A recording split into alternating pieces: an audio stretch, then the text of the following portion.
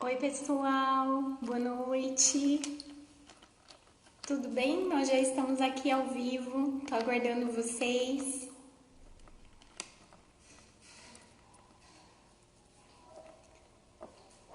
A Odontologia e Bem-Estar, a Bela Arras comigo. Tudo bom, Bela? Como é que está? Vamos entrando pra gente... Oi, Elisângela, tudo bem? Que bom que você tá aqui. Pra gente falar sobre perfeccionismo hoje, né? Hoje a live vai ter um tema aí bem interessante, todo mundo na expectativa e até eu fiquei hoje na expectativa, né? Oi, Larissa, tudo bom? Sim, aí de Guaíba, que saudade de vocês, aquele momento tão maravilhoso, né, do início do semestre. Fiquei muito feliz de estar com vocês, viu, Bela? Manda um beijão para todo mundo. A Letícia, a Verônica, a Érica, o meu querido pastor Ademir lá de Guaíba, que bom, a Marli. Oi, Júlia, tudo bom? A Pro Arlete, a minha amigona Bruna. Eu vou deixar a live disponível, tá bom? Vai ficar no feed. A Sara, meu braço direito e esquerdo, minha amiga Vera, que eu brinco com todo mundo que a Vera é minha pediatra, não é dos meus filhos. O meu amigo Frank, a Manu, a minha aluna querida Thalita, a Emily. Oi, Natália, tudo bom? Oi, Bruna, tudo certo? Tudo bom, Júlia? Tudo certo? A Cibele, que tá aqui comigo, a Magna, a Renata, minha querida. Oi, Rafa, como é que você tá? A doutora Daiane, que também tá aqui acompanhando a gente, que bacana. Oi, Bruna. Saudade, Thalita, também da minha turma linda de estética lá da FANorte. Geise, tá sem áudio aí? O que será que aconteceu? Vamos lá, vamos resolver aqui. Melhorou o áudio aí, pessoal? Me sinalizem, por favor, em relação ao áudio. A doutora Glauziane, tudo bom, Glau? Como é que você tá? Quanto tempo? É tão bom, né? Essa questão da tecnologia, porque ela vai nos aproximando, vai trazendo a gente mais pertinho. Oi, Keila, a Ana Deji. Pessoal, me sinaliza, por favor, a questão do som, ok? Oi, Jefferson. Jefferson, meu braço direito e esquerdo, que tá me ajudando muito. Meu parceiro. Minha tia linda, Beth, que tá acompanhando as lives. E eu tô ganhando várias tias postiças, quero comentar com vocês. A doutora Patrícia, nutricionista. Minha amiga Manu, querida. O Bruno. Seja bem-vindo, Bruno. Que bom, então a gente ajustou o áudio. Joia, Geise, vão me avisando. A doutora Kelly, nutricionista, minha querida, mãe da Betina. Oi, Milena, lá de Pimenta. A Ana Beatriz. Bom, pessoal, eu vou aproveitar esse tempinho que tá todo mundo entrando e eu queria indicar 2 livros, tá? A Coragem de Não Agradar. Esse livro aqui... ele fala um pouquinho a respeito da nossa capacidade de dizer não, a nossa capacidade de nos aceitar com as nossas sombras, com as nossas luzes e que a gente aprenda a lidar com algumas das nossas imperfeições. O livro é muito interessante porque ele tem uma abordagem mais filosófica e ele vai tratando um pouco a respeito do perfeccionismo de maneira sutil, mas vai considerando aí alguns aspectos que são extremamente importantes. Então, para quem curte ler e para quem gosta de uma boa leitura, aí vamos aproveitar, tá? A Coragem de Não Agradar. É bem interessante, vale a pena.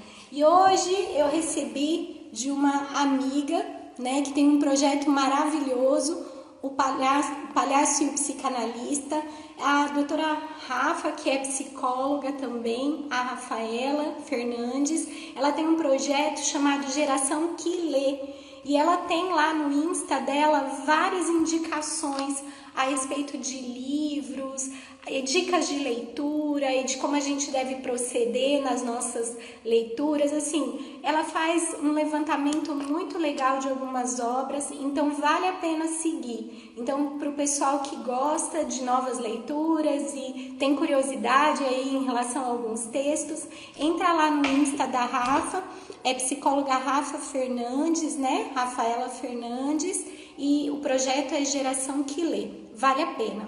Bom, falar de perfeccionismo não é tarefa fácil. E eu vi uma galera entrando, né? Daquelas que a gente sabe que tem detalhes, que gosta dos mínimos detalhes. Então, é importante que a gente se concentre aqui até para analisar que o objetivo não é ficar se culpando, se diagnosticando. O nosso objetivo é saber, conhecer para aprender a lidar, né? Eu preciso mandar 2 beijos especiais que eu assumi esse compromisso para 2 pequenos que estão acompanhando as lives, o Matias e o Benício, lá de Rolim, né, filhos da Camila, que ficam enviando coraçõezinhos o tempo todo e me mandaram vídeos enviando os coraçõezinhos aí para esses momentos de live. Então, assim, ó, um beijo da tia Fábio pro Matias e pro Benício, tá bom? Bom, vamos lá, que agora o assunto é sério. Se a gente parar para pensar, quando nós falamos de perfeição, nós falamos de padrão de exigência. E esse padrão de exigência, ele se torna muito rígido e muito forte em alguns indivíduos. E as pessoas acreditam que isso é natural, ou seja, eu ajo assim de maneira natural, esse é o meu jeito.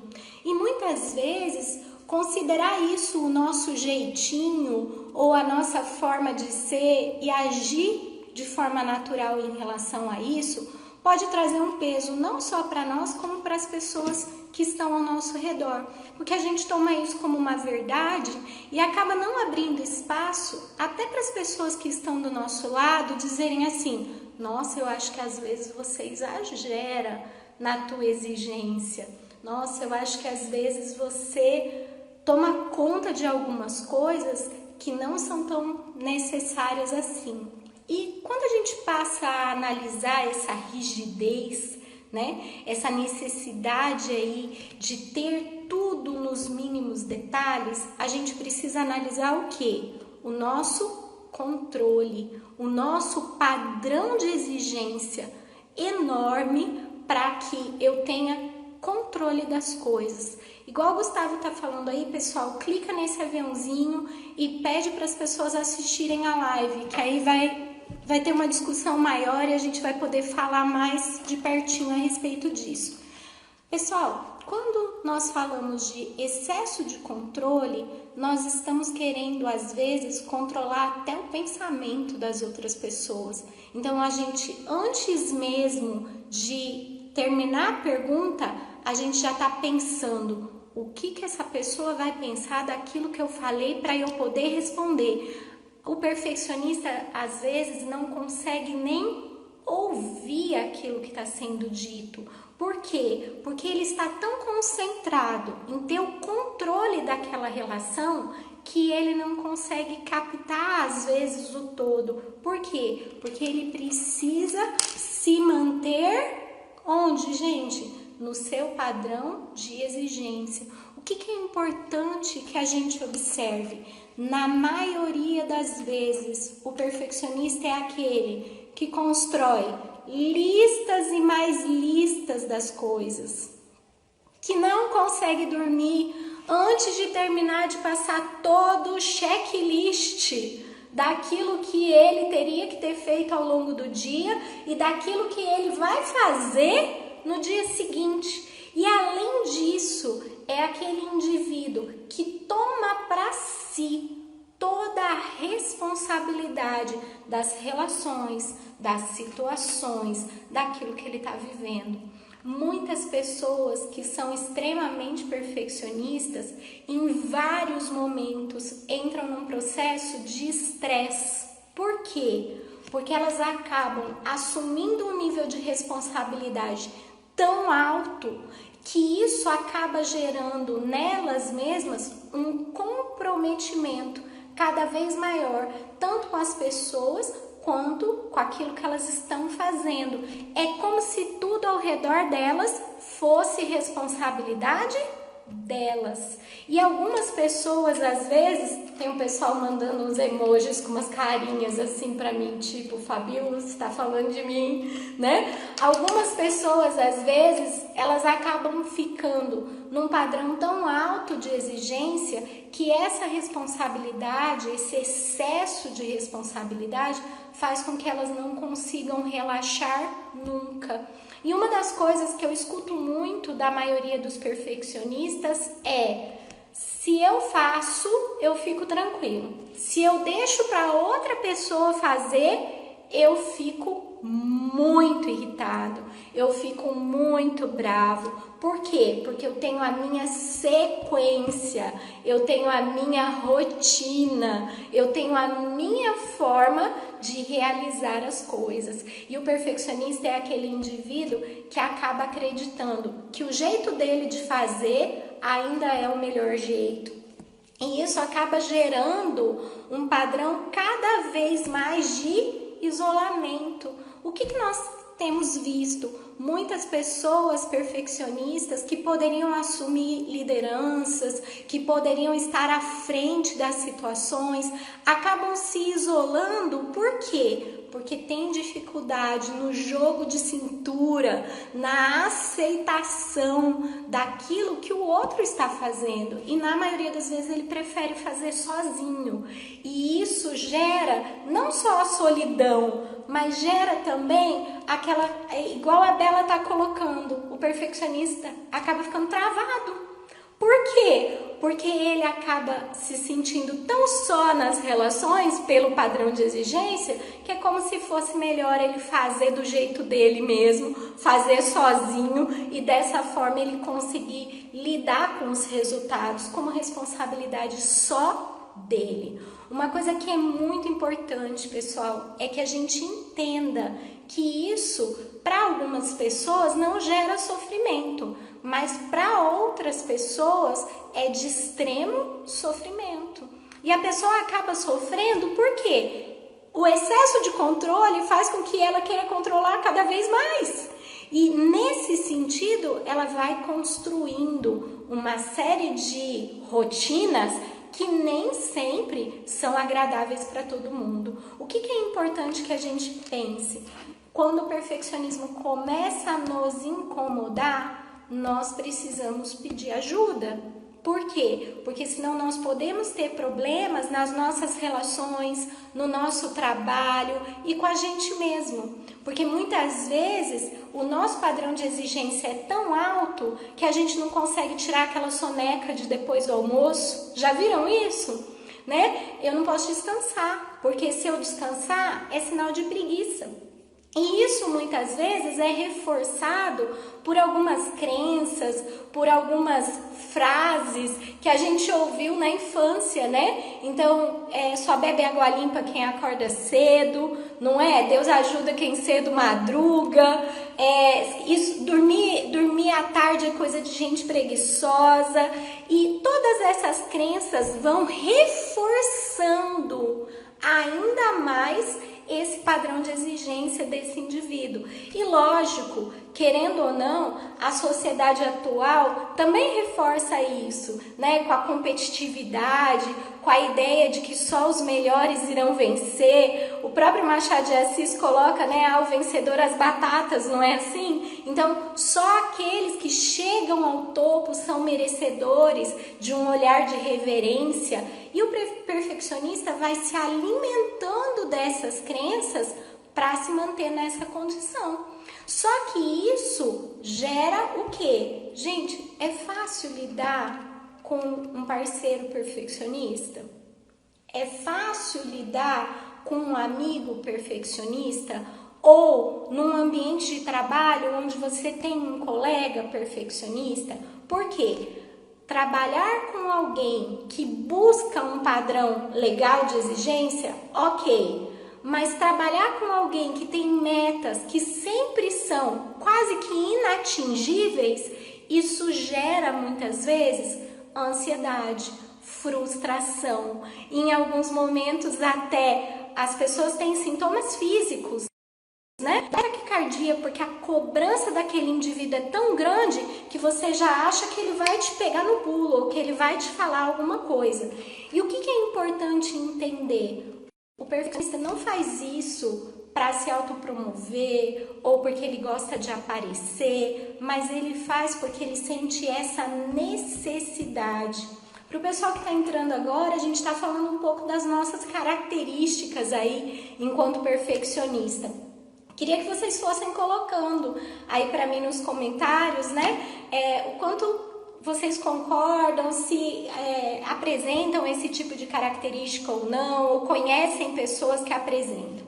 Vamos parar para pensar, de onde é que será que vem isso? Né? Eu gosto sempre de falar dessa coisa, de onde é que vem, qual é a origem, até para que a gente possa ter uma ideia geral ou ter uma dimensão aí de qual é o fator psicológico que interfere na formação do perfeccionismo. Né? Eu brinco, o senhor e a senhora perfeitinhas vieram de onde? Quando nós falamos disso, nós temos que pensar lá na infância. Muitas vezes, para aqueles indivíduos que tiveram dificuldade na direção, ou seja, faltou a eles uma bússola, faltou a eles um direcionamento, faltou alguém que dissesse assim, o caminho é por aqui. Esses indivíduos acabam tendendo a buscar o quê? Uma exigência cada vez maior, um padrão cada vez mais correto. Eles acabam tendo a necessidade de serem o mais corretos que eles conseguirem. Por quê? Porque eles não podem errar, eles não podem ir pelo caminho errado. Então, para aqueles indivíduos onde faltou a direção, a tendência do perfeccionismo é maior. Uma outra situação que também gera o perfeccionismo foi o que nós discutimos lá no vídeo no YouTube, né? A nossa necessidade de aprovação. Então, o que acabou acontecendo lá na nossa infância, né? O nosso pai ou a nossa mãe ou as pessoas que cuidavam da gente não validavam o nosso comportamento positivo. Então, às vezes, o que era muito comum acontecer? Você é bom? Não é mais do que sua obrigação. Tirou 10? Não é mais do que sua obrigação. Tá fazendo correto? Não é mais do que a sua obrigação. E o que acaba acontecendo? A própria criança, ela vai achando que ser bonzinho ainda não é o suficiente. Ser bom ainda não é o suficiente. E aí, o que acaba acontecendo? Como nunca é suficiente, esse indivíduo continua percorrendo ou buscando cada vez mais encontrar metas inatingíveis. E essas metas inatingíveis estão ligadas à perfeição, a uma busca de perfeição. Então, o que é importante que a gente entenda? Validar a criança naquilo que ela faz, mesmo que ainda não esteja o esperado para a idade dela. Cuidado com a nossa expectativa, não é o nosso esperado, mas é o esperado para a idade dela, é o esperado para aquilo que ela necessita para aquele momento da vida dela. Então, o que é importante? Valide a criança. Validar não é só elogiar, validar é encorajar, é dizer para a criança, vai lá, você consegue, faz de novo, tenta mais uma vez. Nós adultos nos tornamos carentes disso e justamente por isso queremos ser aprovados por aquilo que nós fazemos. Como nós não fomos validados no tempo certo dessas relações, nós estamos buscando essa validação cada vez mais agora na idade adulta. E o que vem acontecendo? Nós temos adultos com uma dificuldade imensa de lidar com a frustração. E aí qualquer frustração que aparece, mínima que seja, ou qualquer coisa que saiu fora do controle, gera nesse indivíduo um pensamento catastrófico, como se tudo aquilo que foi feito até agora não foi bom. Se tudo aquilo que foi realizado, foi conquistado, foi conseguido, não foi suficiente. E esse pensamento catastrófico é tão grande que ele passa a produzir pensamentos negativos, de inadequação, gera muitas vezes aquela sensação: eu não sou bom o suficiente, eu não sou merecedor disso que eu tenho para minha vida, eu tenho medo de perder isso que eu tenho, e isso acaba gerando no indivíduo um caos tão grande, uma tempestade tão grande dentro dele, como a Bela está colocando. A gente se sabota de tal maneira que aí o que acontece, gente? Nós vamos cometer os excessos. E aí vão surgir o quê? As manias. E elas vão surgir de tal maneira que assim, eu tenho mania da limpeza, eu vou ter mania, se não for na sequência que eu quero, as coisas não são boas, elas não funcionam.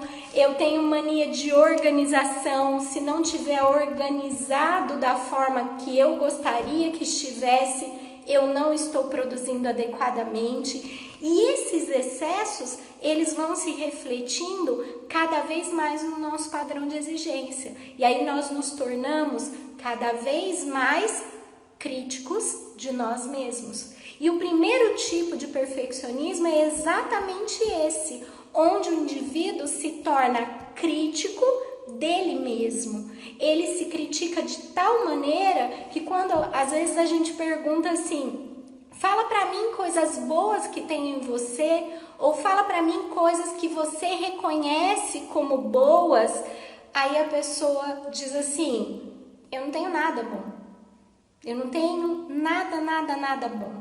E isso é reflexo do quê? Desse padrão de exigência cada vez mais alto, dessa autocrítica cada vez mais alta. E como a Pamela está colocando, né? Entender as nossas imperfeições, entender que a gente também erra, ajuda a gente a não exigir a perfeição das outras pessoas. Essa é a mais pura verdade, Pamela. Agora, o que é importante a gente pensar? Quando o perfeccionista está num padrão de autocrítica muito grande, toda aquela tempestade, todo aquele caos que está dentro dele é solucionado por ele na construção dessas rotinas, na construção dessas manias. Então, como eu falei ontem, né, sobre ansiedade, e o perfeccionismo nesse caso vem junto com a ansiedade, o que acaba acontecendo? Eu tô um caos dentro de mim, aí eu vou arrumar gaveta, eu vou arrumar guarda-roupa, eu vou tirar todas as coisas do lugar. Tem gente que muda os móveis de lugar da casa milhares de vezes, né? Durante a semana você chega na casa da pessoa, o sofá tá do outro lado, as coisas estão encaixadas de outra forma. Mas por quê? Porque o caos está tão grande aqui dentro que eu preciso me organizar de uma outra forma lá fora. E eu vou construindo essas manias, né? Além disso, a gente olha, tem gente dizendo eu, né? Tem gente levantando a mão aí.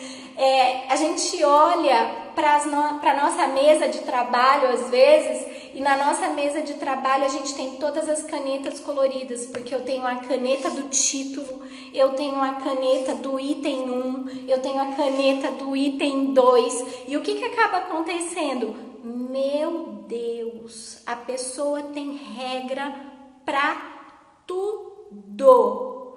E o que acaba acontecendo? Nós temos que nos relacionar.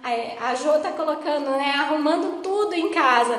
Além da gente arrumar tudo em casa, a gente quer arrumar, organizar através de regras, às vezes o dia das pessoas, né? Que estão junto com a gente. E isso acaba gerando uma série de policiamentos, né, no nosso convívio. É como se as pessoas tivessem que se submeter às nossas rotinas, à nossa regra. E o que é importante que a gente entenda?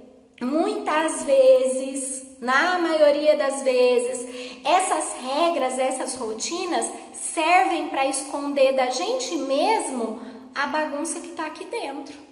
Porque a bagunça que está aqui dentro está tão grande, né? E ela está grande por quê? Porque a gente tem sentimentos de inadequação, de ineficiência. É como se nada que a gente fizesse fosse bom ou produtivo. Nós nos tornamos tão rigorosos, tão exigentes, que nós acabamos não nos permitindo coisas leves, coisas gostosas, né? Coisas tranquilas, ou a liberdade, por exemplo, de andar descalço, de repente num dia à tarde, se dá uma tarde de preguiça, né? Uma tarde de descanso, a gente acaba não se autorizando a isso. Um segundo tipo de perfeccionismo que também me preocupa muito é aquele perfeccionista que se dirige ao outro. Quem é esse, gente? É aquele que vê defeito em tudo e em todo mundo. É aquele que está o tempo todo apontando o dedo para o outro. E está o tempo todo julgando ações, comportamentos, emoções e muitas vezes minimizando o comportamento do outro. E essa questão do julgamento, né, quando eu julgo o outro, quando eu acabo sendo crítico com o outro, e eu falei isso ontem, né, é que todo julgamento é uma confissão. Na medida em que eu julgo o outro, na medida em que eu estou falando ou apontando o outro, eu estou falando a meu respeito também. E é importante que eu entenda que nesse processo de julgamento, eu também estou me denunciando. E o perfeccionista, ele é muito assim, ele vê o que está faltando, né? Eu tenho um amigo que eu sempre chamo por ele quando eu escrevo um texto ou eu coloco alguma coisa que é um documento, alguma coisa assim, eu entrego para ele e digo assim, vê para mim o que está faltando. Ele sempre tem pelo menos umas 4, 5 vírgulas para colocar, algum parágrafo para trocar de lugar. E o que eu percebo? Na maioria das vezes é pelo padrão de exigência dele, não pela necessidade do texto.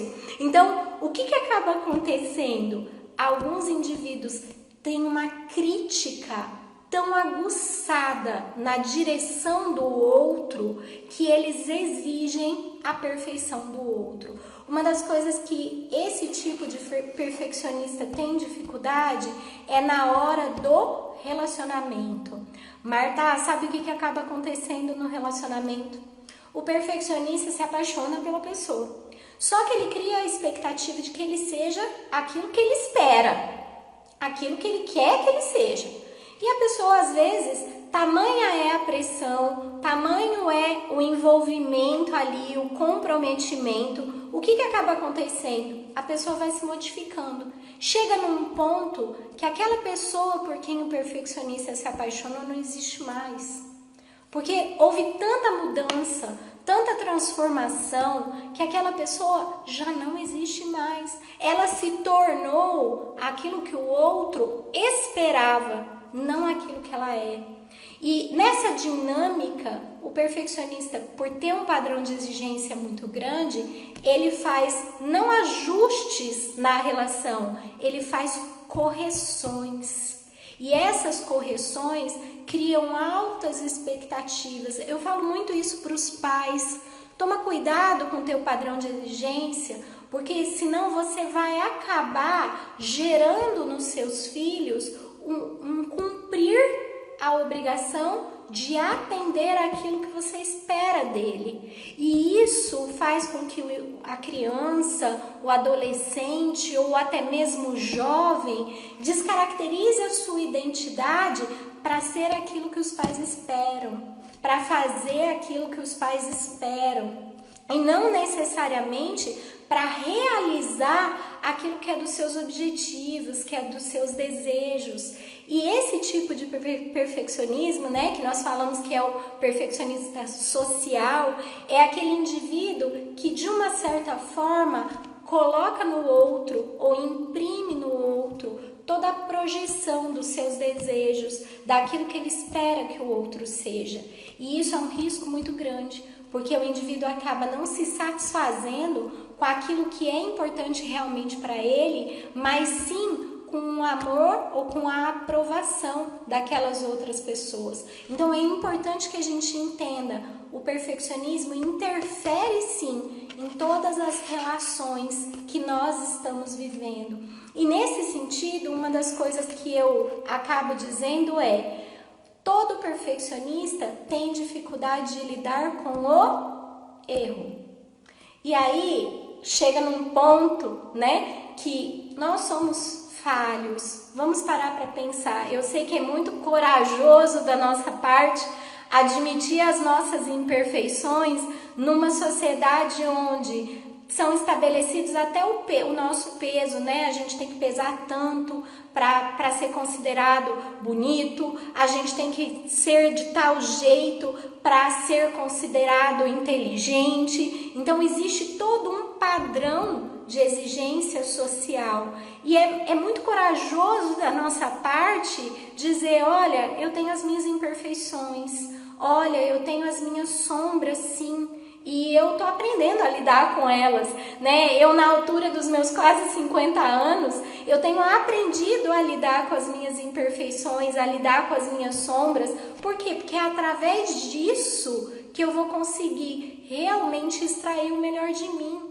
Enquanto nós estivermos colocando embaixo do tapete as nossas imperfeições, as nossas dificuldades, nós vamos estar escondendo de nós mesmos. E aí nós vamos ser aquilo que esperam de nós e não aquilo que nós realmente somos, ou não aquilo que é realmente valioso em nós. Então, o que é importante que a gente entenda? Nós precisamos ter coragem de lidar com as nossas imperfeições e lidar com o erro.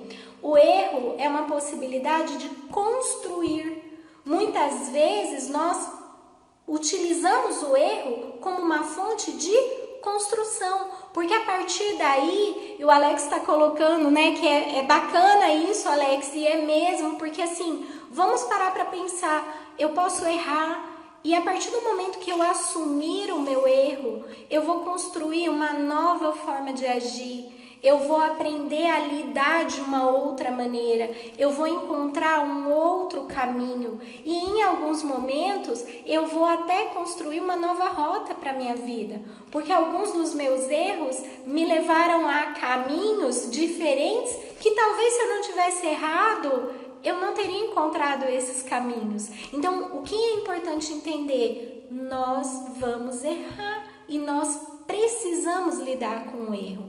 Agora, o que normalmente acontece com o perfeccionista?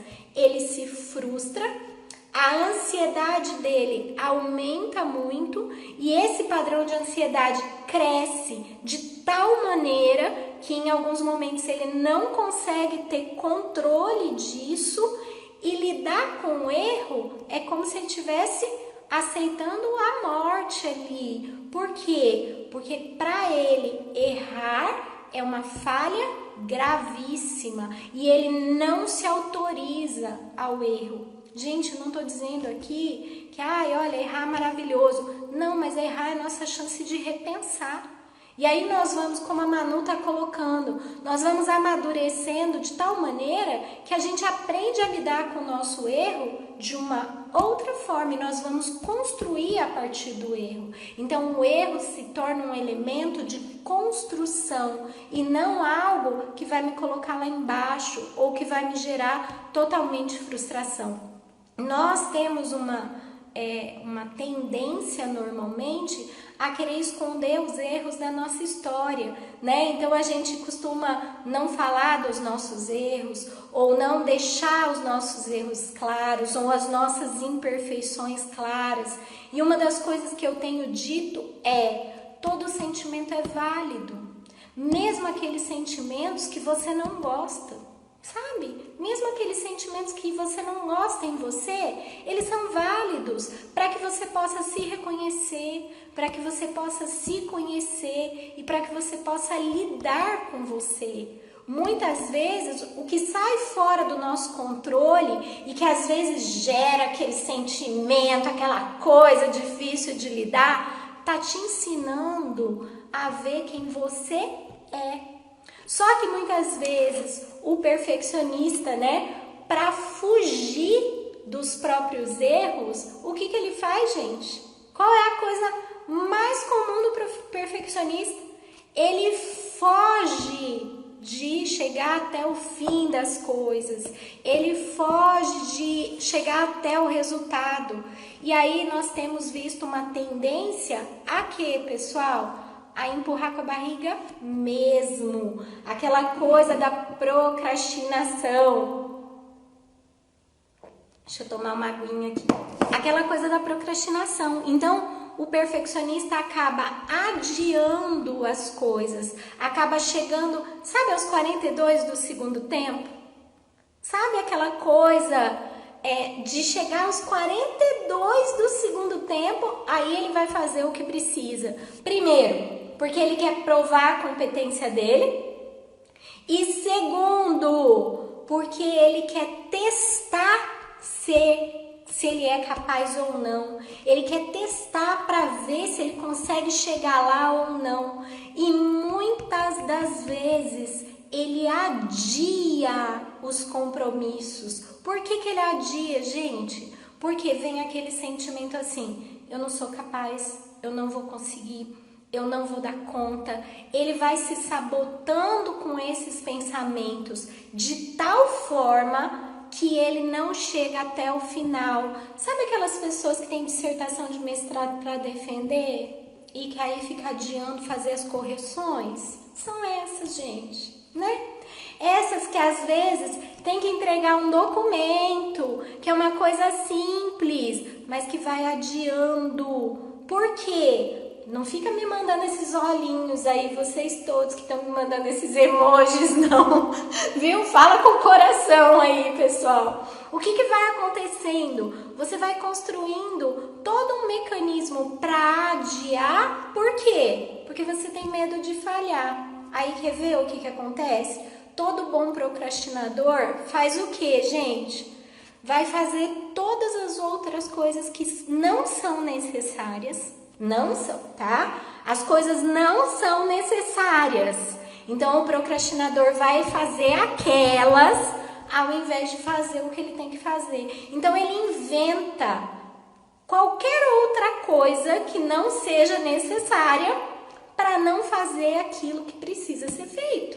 E ele constrói, às vezes, uma hierarquia, faz uma lista, né? Porque perfeccionista ama lista. Faz uma lista de coisas lá, uma lista de tarefas, e a última tarefa é a que está lá, né? É a que deveria ser entregue, é a que precisaria ser entregue.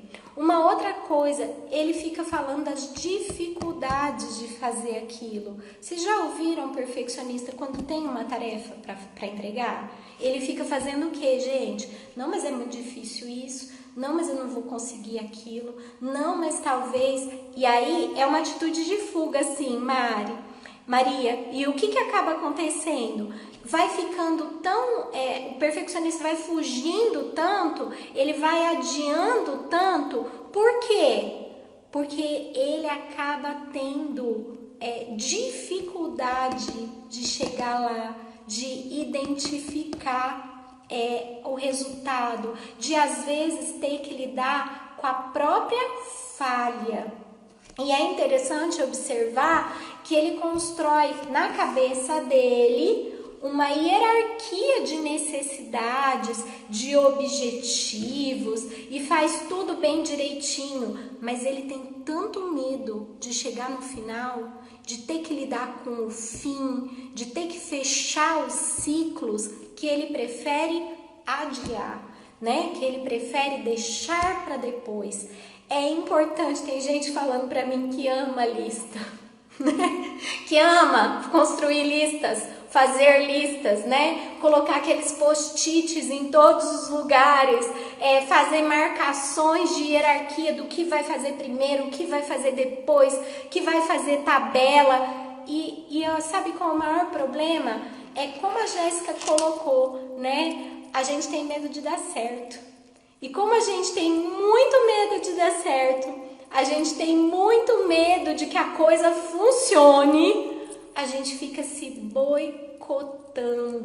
Então, o perfeccionista, ele acaba se sabotando. Por quê? Porque quando ele atinge o objetivo, ele atinge realmente o objetivo, o que acaba acontecendo, gente? Ele tem que lidar com a ideia de que ele não é perfeito.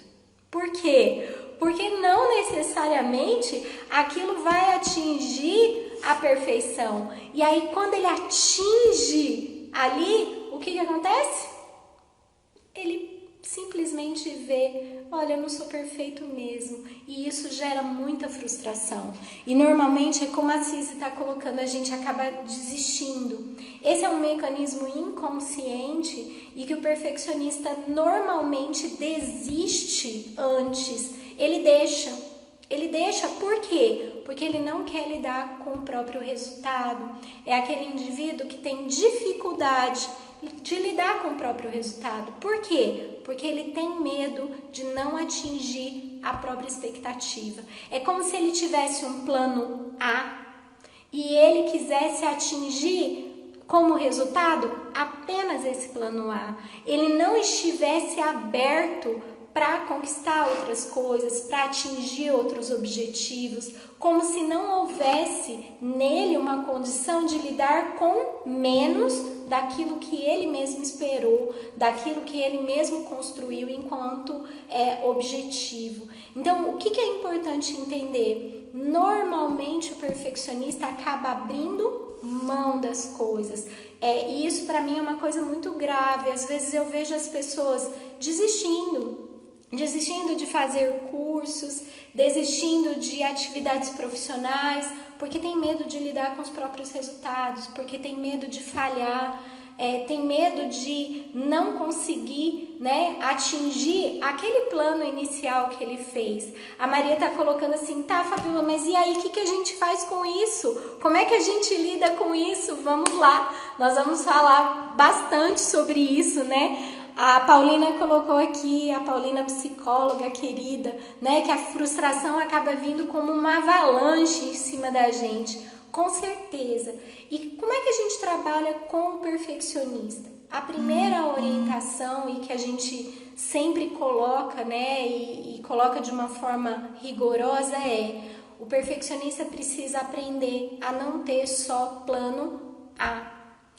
Ele precisa aprender que ele não pode ir do 8 a 80, né? Que o fato dele não ter tido aquela direção lá na infância e dele estar buscando o tempo todo essa aprovação, ele não precisa ser aprovado pelo outro, ele precisa ser aprovado por si mesmo. Então, o grande aprendizado do perfeccionista é se agradar daquilo que ele faz, né? É ele aprender que nas pequenas conquistas, conforme ele vai se vencendo diariamente, porque a gente diz que é um vencer-se, né? Nós não vamos vencer o outro, nós vamos nos vencer diariamente. E nesse processo de nos vencer diariamente, nós precisamos ir nos agradando daquilo que nós fazemos. Uma das orientações que a gente sempre dá para o perfeccionista trabalhe a ideia da reciprocidade.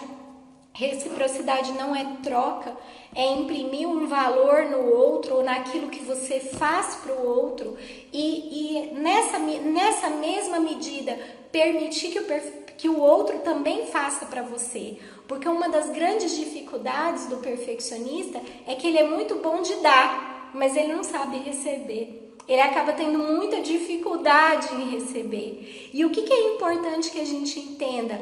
Ele precisa aprender a dar e a receber. E isso exige também que o perfeccionista aprenda a ouvir elogios, porque muitas vezes a gente elogia, né? E algumas pessoas vão lembrar aí de situações onde eu elogiei e as pessoas fizeram assim. Sabe essa carinha que vocês fazem pra mim, tipo? Né? E assim, cuidado com isso, porque o perfeccionista precisa aprender a receber elogio, ele precisa aprender a reconhecer aquilo que ele faz, ele precisa aprender a reconhecer o próprio valor, aquilo que é bom nele, porque muitas vezes ele acha que é bom o padrão. O bom é o outro, o bom é aquilo que ele viu às vezes lá na rede social, ou que ele viu que uma outra pessoa fez, mas ele não consegue reconhecer o bom e o bem que está nele, e isso é essencial. Então o primeiro passo para o perfeccionista é: acaba com o plano A. O plano A, que é o seu padrão de exigência, aquele lá em cima, ele não existe, ok? E assim, Dagmar, que legal esse aprendizado, que legal essa troca, viu? Tô feliz que você tá me dizendo aí, né? Que tá conseguindo interagir com todo esse conhecimento. Que legal, é uma troca aqui, muito gostoso. Vamos parar para pensar, gente. O perfeccionista, ele precisa aprender a fazer o quê? Não tem plano A. Esse padrão de exigência não existe. Esse padrão de exigência precisa ser flexibilizado. E aí uma das coisas que os perfeccionistas de plantão aí ficam muito bravos comigo é quando eu digo assim: gente, não é para fazer qualquer coisa. Não é para fazer qualquer coisa. Não é mesmo. Eu não estou dizendo que é para banalizar a sua ação, nem estou dizendo que é para banalizar aquilo que você vai fazer, de forma nenhuma. Eu estou dizendo que você deve fazer o melhor que você pode com aquilo que você tem. Sabe o que é fazer o melhor que você pode com aquilo que você tem? Se chama excelência. Então, existe um outro padrão, e eu costumo dizer, olha, se a gente trabalhar a nossa excelência, nós não precisamos ser perfeccionistas, porque o perfeccionista está buscando uma meta que não existe. O indivíduo que trabalha com excelência está buscando o melhor naquilo que ele tem. Então, ter excelência é fazer o melhor que você puder com aquilo que você tem. Eu tive uma experiência em que eu participei de um processo de alfabetização de uma criança que escrevia com os pés, numa adaptação, né? Ele usava os membros inferiores para escrever, porque ele tinha ausência dos membros superiores. E ele queria muito participar e isso era um objetivo dele, não era um objetivo dos pais, nem um objetivo da escola, nem um objetivo das terapeutas. Era um objetivo dele, ele queria escrever. E quando nós fizemos todo esse processo de construção junto com ele, uma das coisas que ficou muito claro para mim é que essa necessidade, às vezes, de nós fazermos tudo dentro da linha, do politicamente correto, do redondinho, daquele jeitinho, do tem que ser, né? Caía por terra. Porque ali era o objetivo de alguém que queria construir o que era melhor que ele poderia fazer com aquilo que ele tinha. E o aprendizado que eu tive com aquela criança, eu levei para a minha vida. Por quê? Porque estar em excelência ou fazer com excelência é romper barreiras de às vezes não ter os recursos suficientes. Ou às vezes não ter as habilidades que todo mundo tem, né? Mas é acreditar que você está fazendo o melhor que você pode com aquilo que você já tem. E se nós conseguirmos exercitar isso, Maria, nós vamos conseguir diminuir o nosso padrão de exigência e vamos trabalhar cada vez mais a nossa excelência. Uma das coisas que eu sempre peço também é: observe se aquilo que você está pedindo para o outro é realmente necessário, ou se aquilo que você está pedindo para o outro é uma exigência sua. Porque às vezes o critério é nosso. Será que é tão necessário assim? Será que é tão desse jeito mesmo? A Mari tá colocando assim, que ela lida às vezes muito mal com tudo isso, por quê? Porque ela cria expectativas muito altas e quando elas não são atingidas, ela acaba tendo que lidar com a frustração. Sim, Mari, e é por isso que a gente tem que aprender assim, a dar uma domada na nossa expectativa, sabe? Vamos trabalhar as nossas expectativas como reais. E a gente precisa lembrar que o outro não tem responsabilidade nenhuma em relação às nossas expectativas. Lembrando que expectativa é uma coisa que nós criamos. O outro não tem responsabilidade em relação a isso.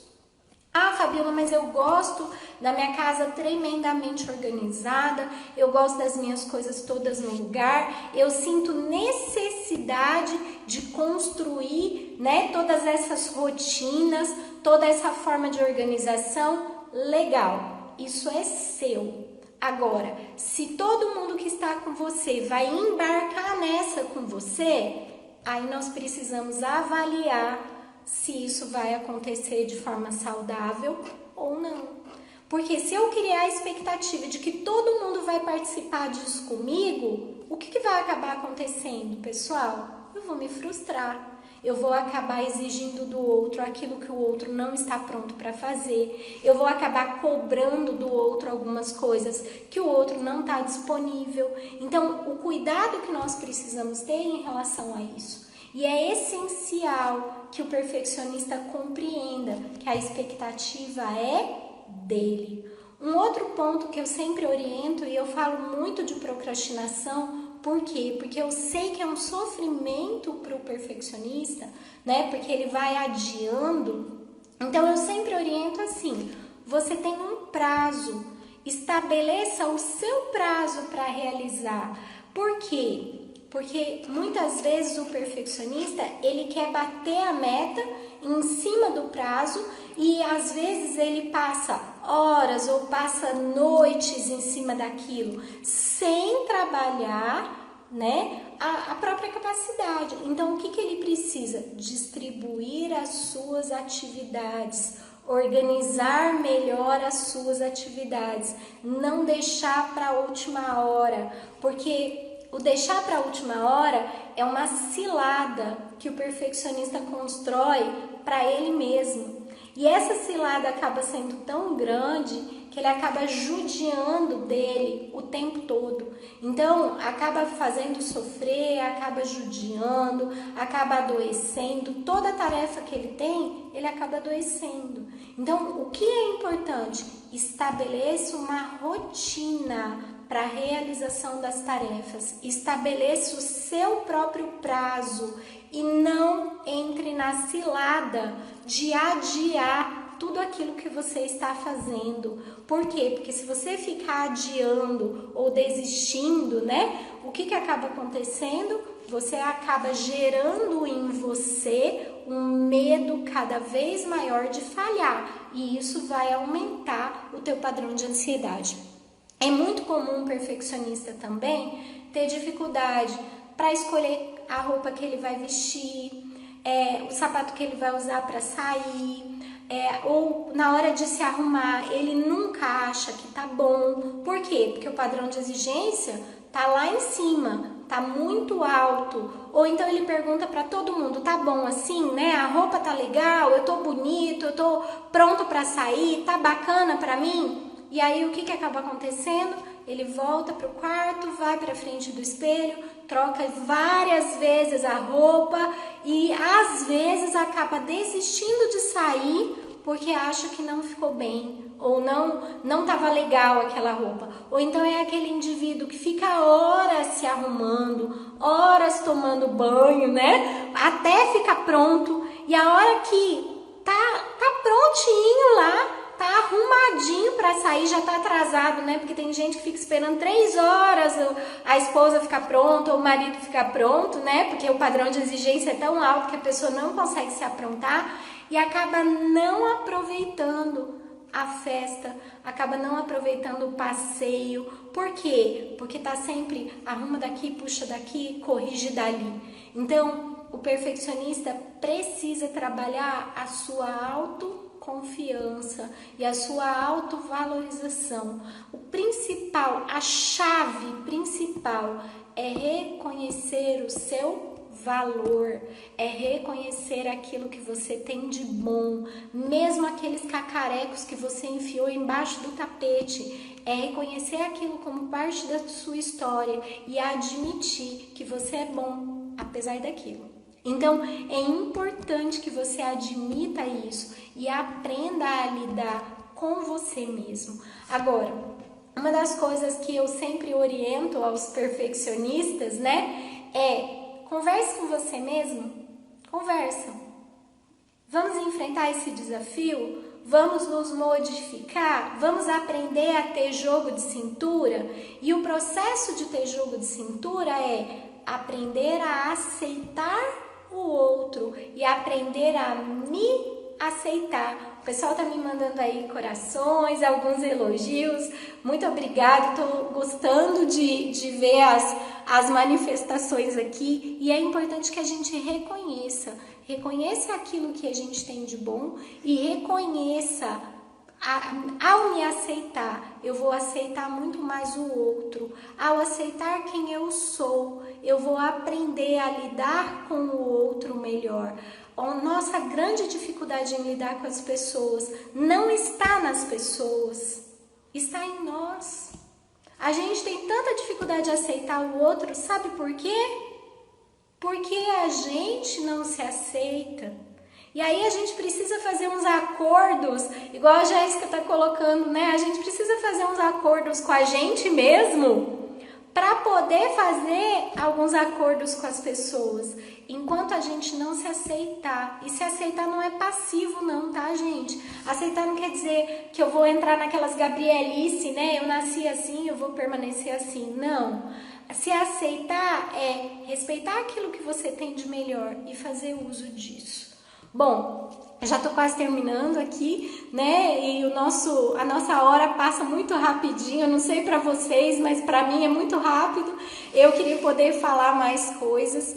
E assim, eu quero ouvir vocês. Mandem recadinhos, mandem feedbacks em relação a todas essas mudanças e essas descobertas aí que eu fiz da tecnologia, né? Nós estamos com um canal também lá no Telegram para falar algumas coisas entre nós. Lá eu vou falar muito de relacionamento. Então eu queria que o pessoal entrasse eu vou colocar algumas mensagens lá sobre relacionamento, sobre comunicação, sobre a nossa forma de lidar melhor com as pessoas, sobre essa questão da aceitação.